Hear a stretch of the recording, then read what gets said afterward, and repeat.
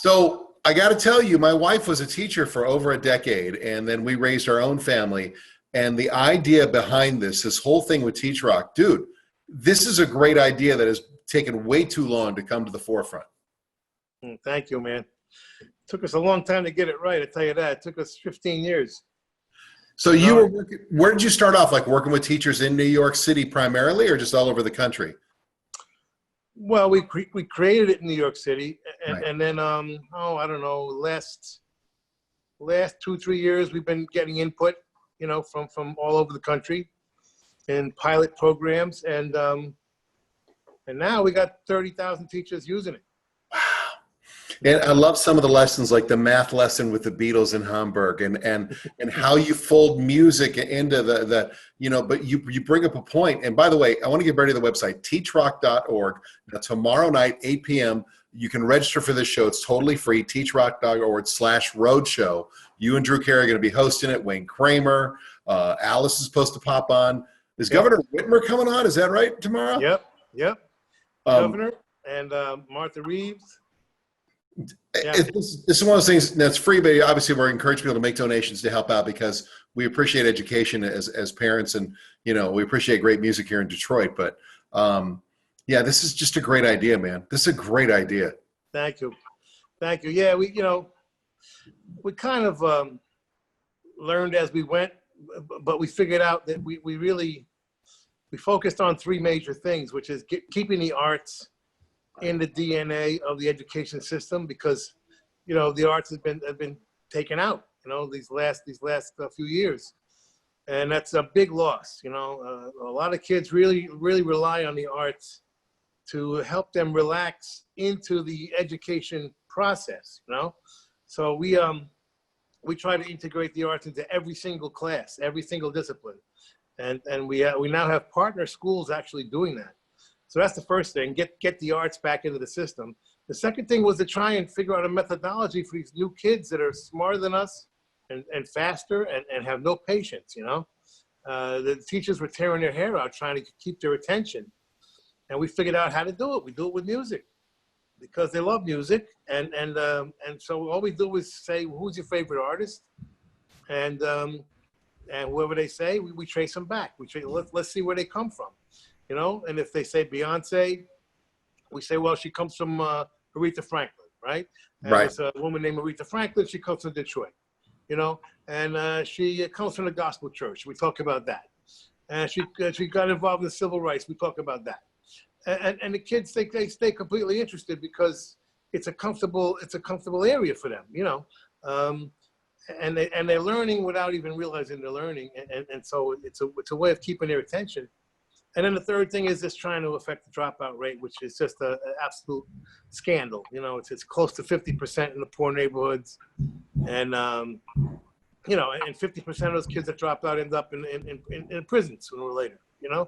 So that's just unacceptable. That's intolerable for a civilized society. So all we're trying to do is keep them in high school. If they can graduate high school, then they have a shot. Well, but Stephen, that's the whole part of a well-rounded education. We talk so much about, everyone says arts and everything else. Well, I'm going to go on a little bit of a soapbox here. I don't see anybody shutting down the damn football programs at the high school or the athletic programs. And they claim, well, that's part of the high school experience. You mean to tell me music and art and theater, we all grew up as like, I did theater and I did sports. Well, you can do both. But when you take one away and you narrow this education for these kids, what the hell do you expect is going to happen? Arts is a vital part. It's an expression of who we are. And when you take it away from these kids, who are you raising? It's more than that. It's a part of our brain that we all have in common. That's the part that deals with imagination and instinct and emotions. And all the kids are very much in touch with that part of their brain, So you kind of start there and make them comfortable with the process, and then they're going to learn the math and science. The problem is not replacing the arts with sports. The problem is replacing the arts with testing for math and science. That's the problem, this obsession with testing, which is basically a fraud. Okay, let's recognize it for what it is, okay? Testing is a way for people to justify their existence, to justify, measure something that actually is inaccurate, you know, because testing is not learning. And, you know, and every time they pretend that testing, you know, is accomplishing something, it's a fraud. I'm sorry, you know? So we need to recognize that, you know, this is, the education process is not about these phony tests. You know, if you ask a kid a question on that test 6 months later, they're not gonna know what the hell you're talking about. You know, what's important is teaching kids how to think, not what to think. Well, and that's what's so cool about this. And when people go to this website, teachrock.org, when you go there, whether you're an educator, whether you're a parent who's going to be doing homeschooling, even if you're like a student, to check it out, it's really cool. And I want to talk about what we're doing here. You're going to feature Detroit Thursday night, 8 o'clock. It'll be on there streaming. You and Drew Carey. Although, come on, shouldn't he have stayed in Cleveland for this one? I mean, come on. I know Drew's a good guy, but come on. We did Cleveland last week. So he had so much fun, he wants to keep doing it. Yeah, no, he's like, I joke, I call him the most expensive second banana in history. He's like extremely successful. Obviously, you know, being a classic rock station here in Detroit, the DNA of Bob Seger from Ann Arbor, and you know, the impact that you think about. Bob Seger was a mentor to Glenn Frey, moved out to LA, the Eagles, you see that. And then you talk about the White Stripes and Jack White and their influence, and Eminem. But there were bands to me that I have trouble sometimes, and you talked about tying together lineage. Bands like the Romantics and the Knack that we look at in these huge albums like that when they popped. What is their effect long lasting, Stephen? I mean, your experience with it. Well, a group like the Romantics was extremely influential, actually. You know, they were one of the very earliest of the true garage rock, you know, part of that category that really began technically, you know, in the 80s, I guess. You know, it was a name for a third generation of rockers that came after the Renaissance, really post-Renaissance. But maintain the traditions of the 50s and 60s. You could hear the roots of the 50s and 60s in all garage bands, you know. And the Romantics kind of brought that thing back to basics, you know, in a way. Same thing, kind of what punk did, you know. Right. But punk was a little bit heavier. The real garage movement was not quite as you know, punk is just slightly, it's sort of a near cousin. It's a close cousin, but it's not the same thing. But the garage thing continues to, you know, Wally now is in a group called the Empty Hearts, which with Clem Burke, you know, and Elliot from the Cars, and Andy from Chesterfield King. So they have like a brand new super group. Garage band called the Empty Hearts. So they continue to go to this day, but groups like the Romantics were actually quite important. Now the MC5, it's one of the most interesting bands to me ever, because when you think about the MC5 and how their music, if I took their name off it and just played it for somebody today, they would go, "Who's that band? They got to be new." And then when you realize how many years ago. Were they just a band that was ahead of their time that people couldn't really grasp, or was it that was just the nature of them? Yeah, they were just a wild bunch of cats, man. It's like, you know, yeah, they were ahead of their time without a doubt. So ahead of their time that people could not really relate to it. They didn't get any airplay at all until we went on the air with Underground Garage. You know, yeah. I mean, you know, now they're in regular rotation. But they were just too wild for radio back then, and you know, it didn't help, I guess, the first album being a live album, which was kind of a crazy move, you know. That probably didn't help.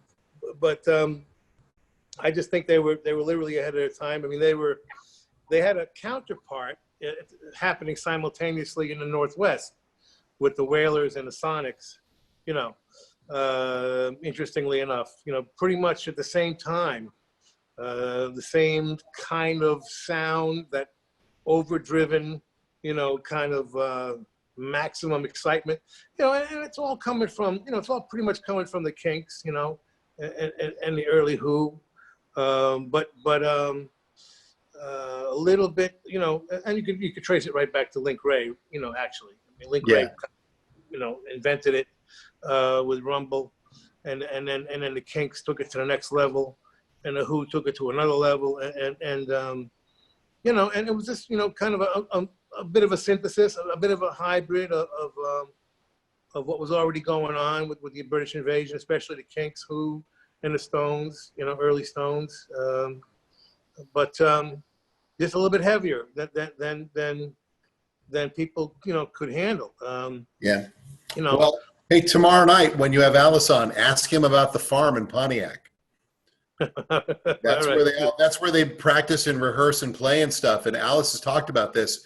He wasn't afraid of hanging out with anybody. He'd hang out with all of them, except the MC5s, because they were all convinced the FBI was following them because they scared everybody. Yeah, cool, man, cool. Yeah, Wayne Kramer will be on also tomorrow. The best. Know, and he's been, you know, he never stopped. You know, these people, you know, rock and roll is kind of defying science at this point. You know, we're kind of, you know, defying chronological time. I'll tell you that. You know. And then we're on the cusp of, we talk about rock and roll, but like next year with the Aretha Franklin documentary coming out, and they've just redone the Motown Museum here. I get a funny feeling that that's like, it's never really gone away, but next year you're going to see this explosion of people discovering Motown music, and not just Aretha, but the whole spectrum of it, and realizing how many amazing people went through this little tiny studio here in the Motor City. Yeah, well, that, you know, it's been the music, you know, certainly one of the music capitals of the world right from day one, and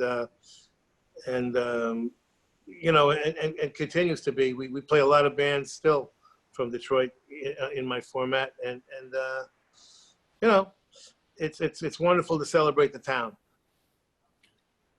Well, and, you know, and plus we'll have Big Gretchen on too tomorrow. Hey, nothing wrong with that. And then so you're gonna have Mary Wilson, right? Martha Reeves. Martha Reeves. Why say Mary Wilson? I apologize. Yeah, no. So now the thing with they both went to the same high school, I think. Actually. So are you gonna do any geography so Bruce knows where he is? Because I was at that show at the Palace when you corrected him when he said Ohio. That was a funny night, boy. You know, because you know. He said it like once, you know, the audience kind of laughed, you know. Second time, you know, it's kind of a little less laughter. By the third time, I was like, I got to tell him because the audience is going to actually revolt here, you know. You know. So what did you say to him? When you walked in, you kind of leaned in, and what did you say to him? I mean, I think I waited till like the third time he said it. You know what I mean? I was hoping, you know, he would you know, correct himself, but by the third time he said, I just leaned in and said, "Man, we ain't there. We're here. You know, we're wherever. You know." And he's like, "Really?" you know. Like, and then he was mad. He was like yelling, and he's yelling at himself, going, "I've never done that in 40 years. I've never done that." Yeah, yeah, but I mean, you know, it was you know, I didn't want to embarrass him, but you know. I'm telling you, the crowd was starting to like get, this is not funny anymore, you know. So I don't know the timeline of this, Stephen, and I apologize. Again, for everybody, teachrock.org is the website, /RoadShow for tomorrow night, 8 o'clock. And you guys can definitely, everybody should tune in and watch this. You and Drew Carey, this Virtual RoadShow, all about Detroit and its music and how it all ties together in this program. Moms and dads who are teaching their kids, educators, definitely something to watch. Did you have any experiences with the Grandy Ballroom at all? I mean, was that a little before you, or how did that work? Yeah, no. By the time I got there, what was the Showcase Club? You'll probably know it. Harpo's, Easttown, Michigan Theater, Clutch Cargo. What was the last one? Clutch Cargo. Probably Harpo's. You played Harpo's. Yeah, with Harpo's, it might have been. Yeah. I just, as much as you appreciate music, I can imagine you would, if you had a time machine to be at the Grandy, you would have never left. You would have just stayed there for months at a time. I know. That's such great stories from there, man. you know. But yeah, you know, let's hope we get back to doing that again, you know, sometime in the next decade, you know. Yeah, this is a hell of of an interesting, you know, for you guys with Teach Rock though, because of this to go from there to here. I mean, and so many more people. I'd imagine like the metrics must be going through the roof for the website now. Well, we were ahead of the game because we were already there. You know, all 200 of our lessons are online, so you know we actually didn't have to adjust anything. I think Billy Carbona, our director of the foundation, you know, they created some distance learning packages, but basically it was already there. We didn't have to make very much adjustments, to tell you the truth. I mean, even the radio shows, you know, on Sirius Satellite, both my Underground Garage channel and my Outlaw Country channel, you know, a lot of those DJs were already broadcasting from home. Yeah. So, you know, we didn't really have to make a whole lot of adjustments for this thing. I've produced several records while being home, you know, on the phone. That's a little weird, but you can get it done. You can get it done, you know, and you know, I've been we're releasing our the Rock and Roll Rebel package now in CD, comes out this week. You know, my first 6 albums, you know, it's called Rock and Roll Rebel, the early work, which is basically my first 5 albums of the 80s plus Sun City, plus 50 extra tracks, you know, so that's kind of a fun package, including DVDs. You're teaching history to kids. Sun City is one of those things that everyone should understand what you did. I think that gets downplayed sometimes. What you did was amazing. And at the time, the blowback you must have received was huge. Yeah. Oh yeah. I'm getting death threats every day and all that. Were you really? It was, you know, it was funny because you look back on it now and it wasn't like we were bringing back the issue. The issue didn't exist. You know what I mean? People just weren't really paying attention to it. But I'm glad we accomplished it when we did, you know, because that's one of the few victories you're ever going to see. Yeah. In political, you know, in worldwide liberation politics. You know, you're not going to see a victory like that very often. So clear cut. You know, we brought down the government. We got Mandela out of jail. You know, and I'm so glad we did it when we did, because couldn't do it now. You know, couldn't do it now. No. Everybody's too desperate trying to survive themselves, you know, to be concerned about something going on overseas. It just it's almost impossible now to get anything done, you know. Everybody's on a completely defensive, you know, in a defensive state of mind, and I don't see that changing anytime soon. Well, with Teach Rock though, maybe part of that is people will understand that music and musicians can have an influence on people like you've done in your career, and maybe this inspires somebody else as they're moving forward to maybe step up a little bit more than they would have in a normal curriculum, if there's such a thing anymore.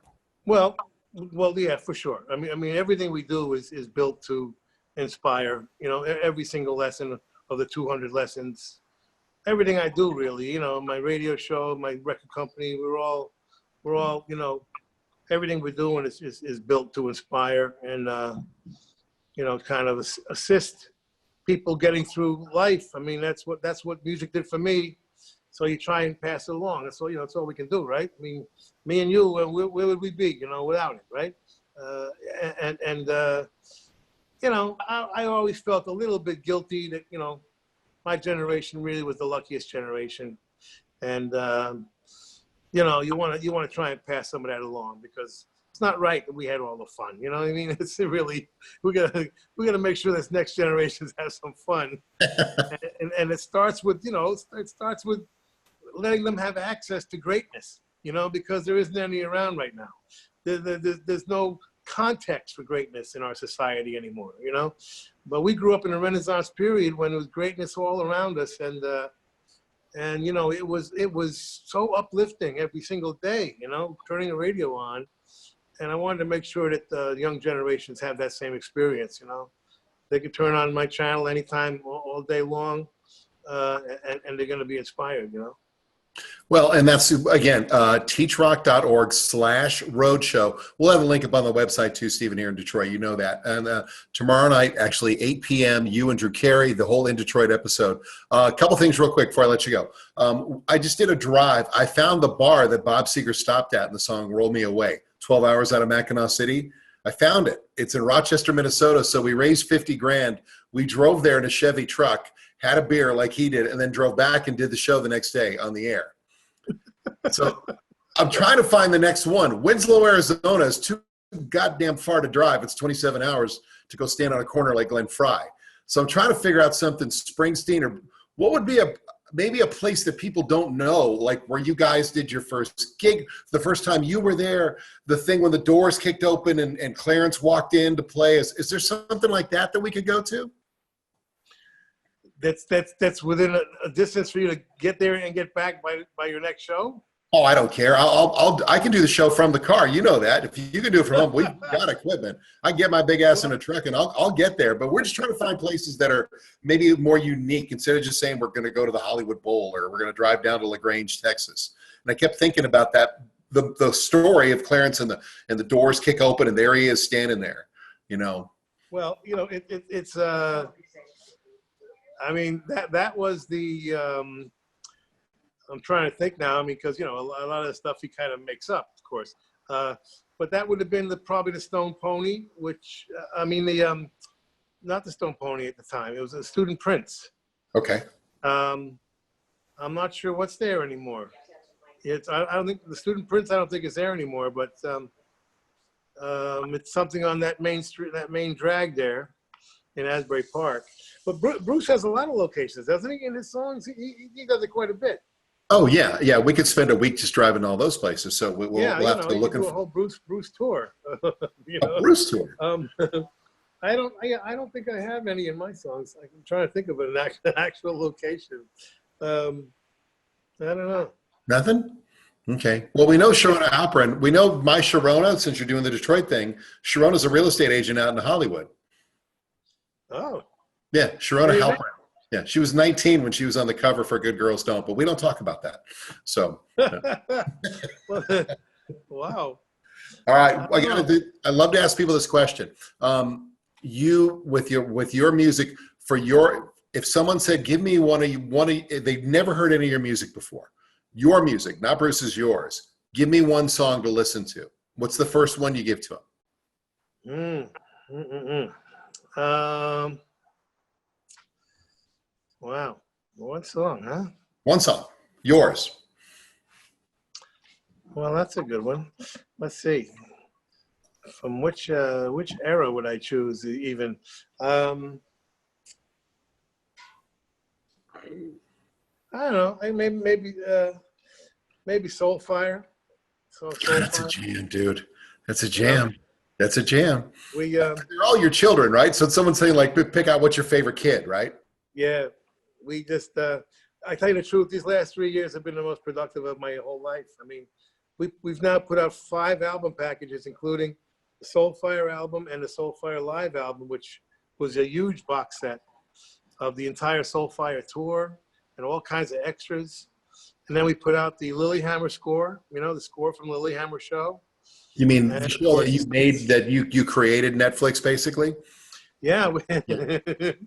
Yeah. You think I would have bought some stock, wouldn't you? You know? Get a point on the back end, nothing? Not me.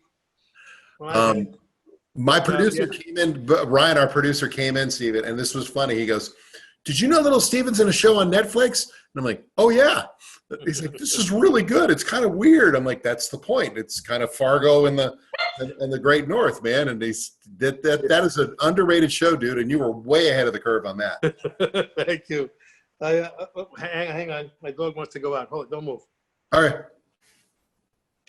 Again, for everybody, teachrock.org is the website /roadshow. 8 o'clock Thursday night. We're taping this now with Little Steven, so you guys do that. See, I gave the plug while you went to let the dog out. Good little advertisement there. But yeah, we were the first show on Netflix, and you know, when I got there, there was nobody there. The offices were empty, and it was like 2 guys. You know. one guy did the technology, and one guy was about to start content. And you know, it's a great show. Now, let me ask the questions I asked you about. So if someone comes up to you and goes, I've never heard a Bruce or a Springsteen song. Same question. What would be the first song you play? Oh, geez. I think you got to go with Born to Run with him. You know, that's such a signature song, you know. Did you guys know when you recorded that song, and did you stop, you with your ear, did you stop and go, holy crap, this is something amazing? Or you were cranking out so many tunes, it was just another. No, I was just visiting at that point. You know, I wasn't in the band yet. Okay. You know, we had been friends years earlier than that. So he would, you know, have me come up to the studio and check out what he's doing. And that was a big moment. I tell you, it was a big step forward, you know, production wise, you know, composition wise. I mean, it was a big leap from the first two albums that he did, you know, which were kind of all, you know, great in their own way, but very casual and kind of, you know, kind of loose and very, you know, very kind of live, you know, Right. a live feel to them, and you know, felt very local. You know, those first two records felt kind of local in a way, you know, and this was just like big, you know, it was big and it was gigantic, and it was, you know, it was international. It had a historic element to it, you know,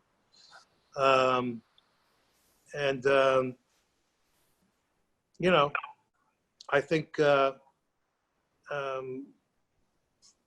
was a little bit